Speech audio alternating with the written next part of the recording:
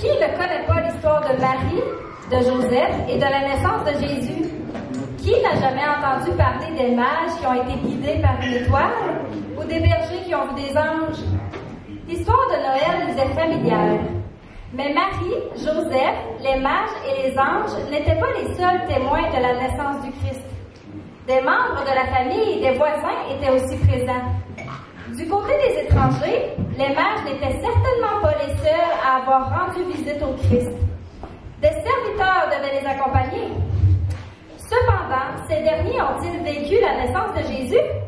Vous allez le découvrir dans notre pièce intitulée « Les gardiens de chameaux ». Nous entrons dans leur histoire le jour après l'arrivée des mages à Bethléem. Nous sommes au petit matin. Ne faites pas de bruit surtout, on s'est couché tard. Le réveil est douloureux.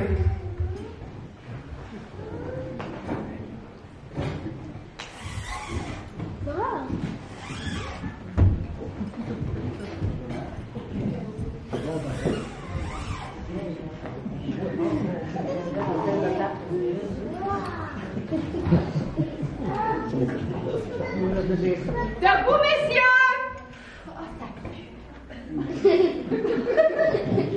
Je vous apporte un peu d'eau pour vous rafraîchir et vous laver peut-être. Vous aurez du pain dans quelques instants. Le soleil est déjà levé.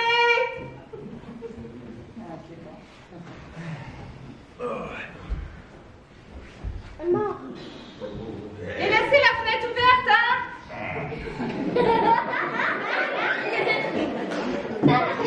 Ouais, les boys! Lâchez, pas le luxe ici, là?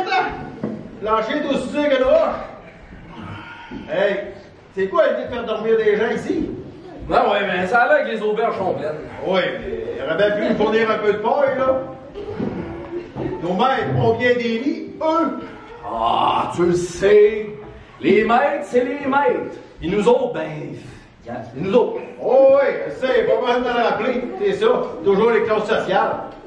Les riches la coule d'eau, tandis que nous autres, ouch! Ah, stupide plancher!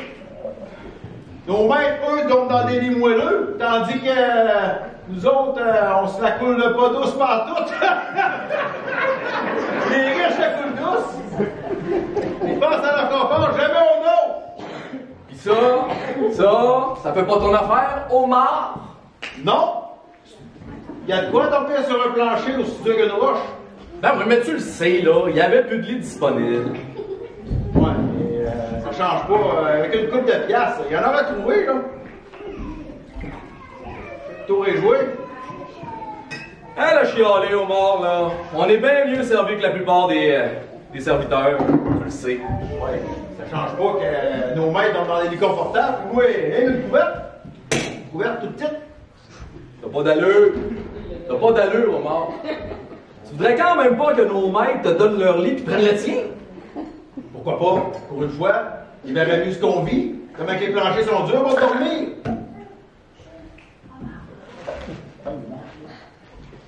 Ben, tu sais bien, Omar, là, y a pas un maître qui ferait ça. Pourquoi pas? Tu le ferais-tu, toi, si t'étais un maître? Non. Bon. Mais nos maîtres sont bons, ils sont généreux, là. Vous avez vu hier tout ce qu'ils ont donné aux jeunes couples? Ils ont donné de l'or, de l'encens, de la myrrhe. Hey, les parfums les plus précieux, les métaux les plus rares, ça vaut une vraie fortune. Ben oui, puis si ces gens-là sont pauvres, là, ils ont besoin. Nous autres, on n'a pas besoin, peut-être. Ils ont déjà donné des cadeaux à vous autres. Je les comprends pas. Donner une si grande fortune à des parfaits inconnus, à des étrangers. S'ils veulent aider, là, pourquoi pas nous? Qui les sert depuis des années. Ben, t'as raison, Omar. Nos maîtres ils ont été ben trop généreux. Pourquoi donner autant à des étrangers? Et d'ailleurs, pourquoi 12 voyages? Ben, vous savez bien. Ben... Ah, à cause de la naissance du Messie? Ben oui, à cause de la naissance du Sauveur du monde. Juste nos mêmes disent. Ouais, puis... Peut-être bien qu'ils se trompent. Vous avez vu avec moi hier nous guider jusqu'à Bethléem. Vous l'avez vu, là, à s'arrêter sur une maison bien précise dans laquelle il y avait un nouveau-né. C'est pas ça la preuve qu'on était devant la maison du Messie hier? Non. T'as pas vu l'étoile? Oui. Bon, pis? Ben, j'ai vu à la maison aussi. Je te comprends. Ben, c'est pas bien compliqué à comprendre. La maison qu'on a vue, c'était pas un palais. Dis boy, non! Hey, un camp, une maison de pauvre. Si le Fils de Dieu devait venir dans le monde, il viendrait pas habiter d'un trou perdu. Encore bien moins d'un camp. Mais t'es qui pour dire comment? T'es qui pour dire c'est quoi que Dieu il faut qu'il fasse? Je suis en train de décider, Sullivan, là. Je réfléchis. Bien. Si le Fils de Dieu devait venir dans le monde, là, ben, il viendrait sûrement habiter dans un palais. Dans le plus beau palais du monde. Un peu de respect pour Dieu, s'il te plaît. Mais si Dieu il aime les pauvres, pourquoi il viendrait pas comme un pauvre, à leur niveau? Les riches sont-ils plus purs que nous autres? L'argent ne purifie pas le cœur, vous le savez pas. Ben oui, mais là, que Dieu aime autant les pauvres pour prendre leur place? Non, non, ça n'a pas d'allure, ça. Là. Avec Dieu, il n'y a pas de demi-mesure. Amen, amen. Quoi t'as dit? Amen, amen. Je suis encore avec toi, là, amen. Tantôt, Omar, là, tu voulais que nos maîtres, ils dorment à terre, comme nous autres, même si ça serait juste pour une nuit, pour qu'ils puissent comprendre c'est comment être nous autres. Mais si Dieu il aime les pauvres, pourquoi il ne deviendrait pas comme un pauvre? À leur niveau, ce serait-tu pas la meilleure façon pour lui de montrer que tous les hommes sont égaux à ses yeux? Non. Ouais. Sullivan, tu rêves en couleur. Prends pas tes désirs de la réalité. Là. Je rêve en couleur. L'étoile, là, vous l'avez suivie comme moi, ça fait des semaines. Elle s'est-tu pas arrêtée sur une maison à Bethléem, dans où il y avait un nouveau-né? Les autorités religieuses là, à Jérusalem, ils nous ont-tu pas dit que, basé sur les écrits prophétiques, le Messie, il naîtrait à Bethléem? Ouais, tout ça, c'est bizarre. Puis, les signes de Dieu, ils peuvent pas se tromper, là. Le Messie, il est à nos pas. Ben, moi, je suis pas convaincu. Pas convaincu. Pas convaincu, moi. La pauvreté des parents me dérange. Et ça me prendrait plus de signes pour y croire. L'étoile, c'est pas assez. L'astronomie, tu fais pas ça pour l'astronomie. Il y a tout le temps des signes bizarres dans le ciel. À chaque fois qu'il y a une étoile qui brille plus qu'un autre, il faudrait pas mettre ça pour un signe divin, là. Ben oui, mais là, l'étoile qu'on a vue, là, c'était quand même pas rien. On sentait que c'était un phénomène unique, là. Je le sais. Mais moi, ça me prendrait quelque chose de plus concret, moi. Des miracles, là. Puis plein de miracles. Ah ouais? Non. Alors, miracle, comme quoi? La guérison des malades. Oui, par exemple, la guérison des malades. Mais pas des petites guérisons, là. Des petits dos débloqués, des petites fièvres maîtrisées, là. Non.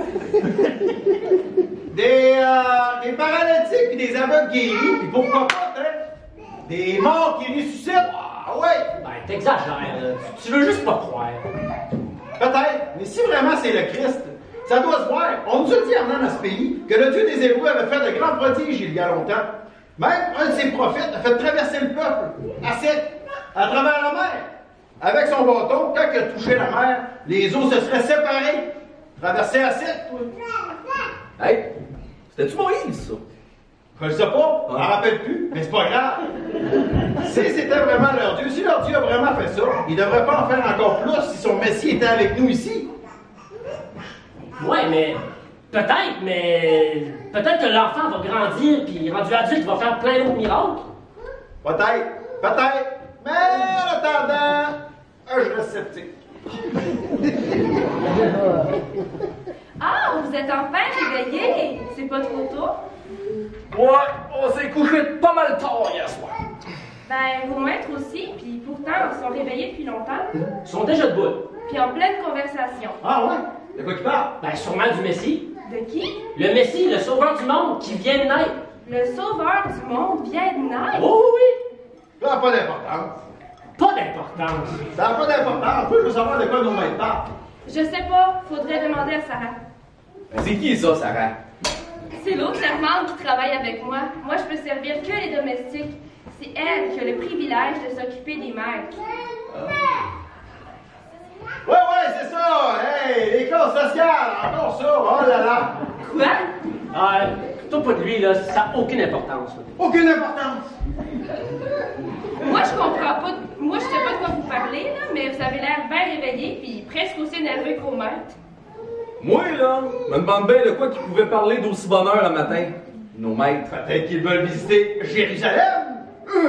Peut-être qu'ils vont nous demander des accompagnements. Ben, oui, là, s'ils vont, on pourrait bien y aller nous autres aussi. Vous l'avez pas encore fait? Je pensais que vous veniez de Jérusalem. Non, on est juste arrêté au palais d'Hérode. Hey, une belle construction, sérieusement, là. Super. Une belle ville, mais j'aurais aimé ça voir le reste de la ville, surtout le temple. On l'a juste vu de loin. Ah, il est vraiment hot. Ici, là, on dit que c'est le plus beau du monde. Hey! Moi, j'en profiterais pour aller faire du magasinage. Ma femme m'a demandé de ramener des tissus puis des broderies. Moi, j'ai pas de femme, mais moi, y aller avec toi, on a acheté tout un stock, par revenir au pays, m'a le vendre à profit. Ah. Omar, toi, tu penses rien qu'à l'argent? Ben, là, on se débrouille comme on peut, là. On se fait pas de l'or danser avec la vie à tous les jours, là. Sullivan, la visite à Jérusalem m'a pas l'air d'enthousiasmer. Non, pas vraiment. Je préfère aller visiter le Messie et ses parents. Ah, ouais?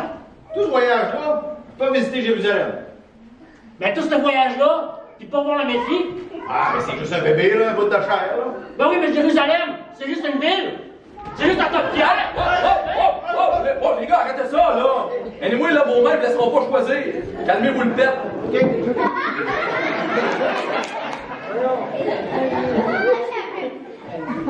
Oh, Rachel, je te trouve enfin! Qu'est-ce qui se passe, Sarah?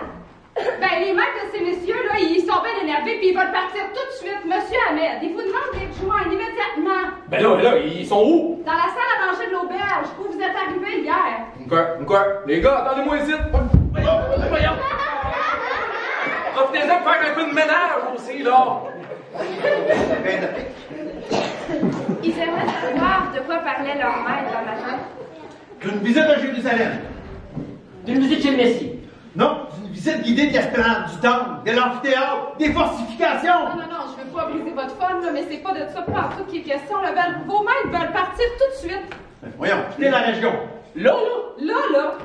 Sans visiter Jérusalem. Mais comment ça qu'on part vite de même, là?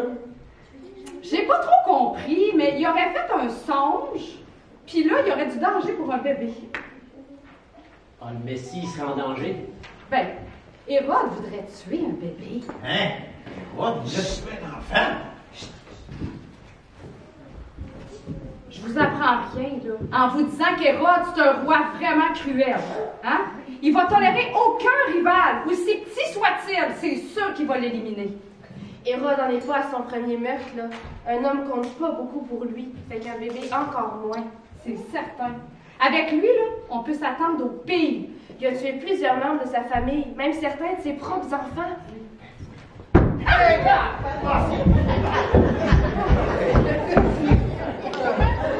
Puis, qu'est-ce qui était décidé? OK, on part cette nuit pour la mer morte. C'est une nuit? Ouais. Là, on va prendre une petite route, là, où pas grand monde passe, là. La route, elle passe directement par le désert, là. Faut s'en aller. Mais que se passe-t-il? Ah, je sais pas, là. Nos maîtres auraient fait un drôle de rêve où ce que Dieu leur aurait dit de ne pas retourner vers Hérode. On verra pas le palais d'Hérode. Non, pas le palais, ni Jérusalem, là. Il faut éviter la capitale. Fait que là, écoutez-moi bien. On va passer par le sud jusqu'à Tékoa, OK? À partir de là, on va prendre une petite route qui passe dans le désert de Juda, qui se rend jusqu'à En-Gedi, au bord de la mer morte. Ouais, mais si tu sens de se promener de même dans le désert, il n'y a pas des brigands qui vont nous tomber dessus. Ben, votre plus grand danger, là, ça va plutôt être la garde royale de l'Hérodium. C'est quoi ça? Hérode a fait construire une forteresse à 5 km d'ici, là, elle est sur le bord de la route vers En-Gedi. Il y a une garde royale qui est là en permanence. Ben oui, là, on va voyager de mythe, comme ça, on se fera pas voir. Oui, mais on risque quand même de l'être. Non. Voyons donc. C'est pas si pire que vous pensez, là. On est en temps de paix. Les soldats de la garde royale, là, ils suspectent pas tout le monde. Surtout si vous voyagez de nuit, je suis certaine que tout va être correct. Oh, moi, là, je te dis que c'est toute une histoire, cette histoire-là. Nos maîtres nous ont fait voyager pendant full longtemps. Suivre une étoile pendant full longtemps. Puis, ils ont donné une fortune à des parfaits inconnus. Puis là, à cause d'un rêve, il faut qu'on s'en retourne. Comme des voleurs, la lutte par-dessus le marché. Ça fait que là, on risque les attaques nocturnes, on risque la colère du roi, les attaques nocturnes de bandits. Ça fait que là, En plus de nous voler tout notre argent, ils vont sûrement nous saquer tout nous voler. Fait que là, moi, je comprends plus rien. Hey, si tout le monde se mettrait à suivre, comme si tout le monde se met à suivre leur règle, ce serait complètement ridicule, là. Bon, tu finis de jaser, là? Oui. Là, regarde, il faut agir, là. Fait que là, nos mains nous ont demandé de préparer les bagages puis les chameaux pour le long voyage. Fait que là, t'as le choix, là. T'es suis ou ben t'es suis pas. À moins que tu préférerais les trahir pour espérer avoir une récompense dérobe. Non. Je suis peut-être sceptique, puis arrête, Ahmed! Je suis peut-être sceptique, puis matérialiste, mais je suis pas un traître. Je n'irai pas jusque-là. Mais je trouve ça quand même ridicule de voyager pendant des mois. Puis là, comme on arrive, on touche au but, là, on repart. C'est pas grave. Qu'est-ce qu'il faut que je fasse? Bon, regarde, c'est pas compliqué, là. Va nourrir les chameaux, prépare-les pour le long voyage. Toi, Suleiman, reste ici, range la chambre de nos maîtres, puis fais un peu de ménage ici, toi aussi, là. Moi, je vais aller me renseigner sur notre itinéraire. Ah, parlant d'itinéraire, monsieur Ahmed, le patron de l'auberge, il connaît la région comme le fond de sa poche. Je suis certaine qu'il serait prêt à vous donner un coup de main. Voulez-vous le rencontrer? Oui, vas-y, je te Allons-y. suis. Oui. Hey, être si proche du Messie, puis devoir quitter la région, c'est-tu pas du chacage? Mais c'est-tu vraiment sûr que c'est lui qui vient de naître? Mais comment on est supposé interpréter autrement les signes? L'étoile qui nous a emmenés jusqu'ici à Bethléem, ou toutes les prophéties qui disent que ça va être Essep que le Messie va naître. Tu sais, y a-t-il autre chose d'incroyable qui s'est passé récemment? Non. Ah, il y a bien quelques bergers, un soir, qui gardaient leur troupeau à la campagne, qui prétendent avoir vu puis entendu des anges leur annoncer la naissance du Messie. C'est des bergers qui disent ça? Ouais, ils disent même avoir trouvé le Messie emmailloté puis couché dans une crèche à Bethléem. Emmailloté, puis couché dans une crèche dans la ville du Messie. C'est ce qu'ils disent.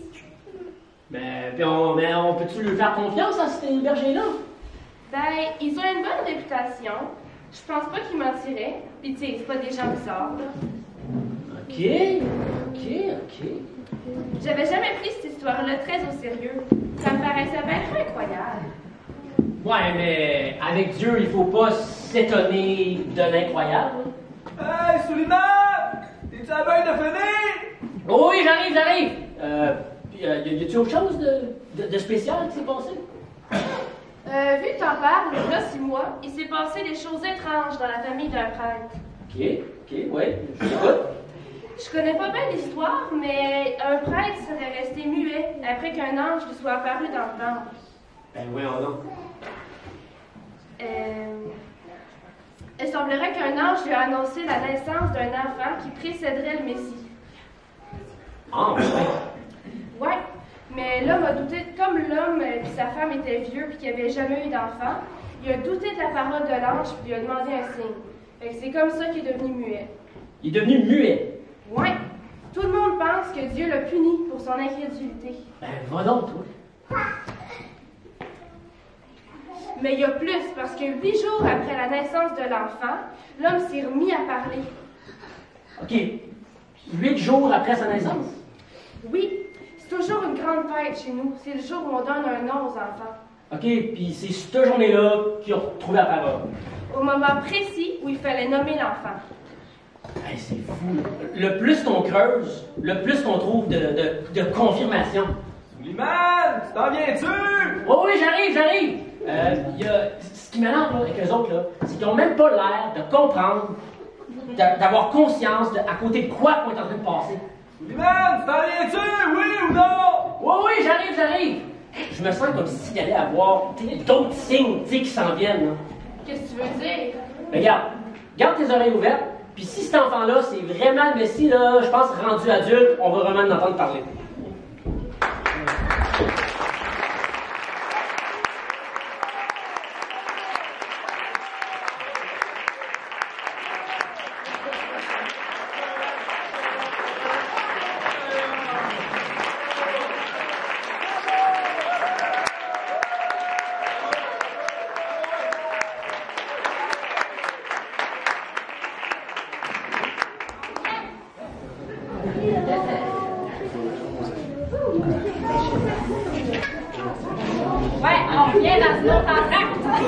Un autre entraque, revenez dans 10 minutes.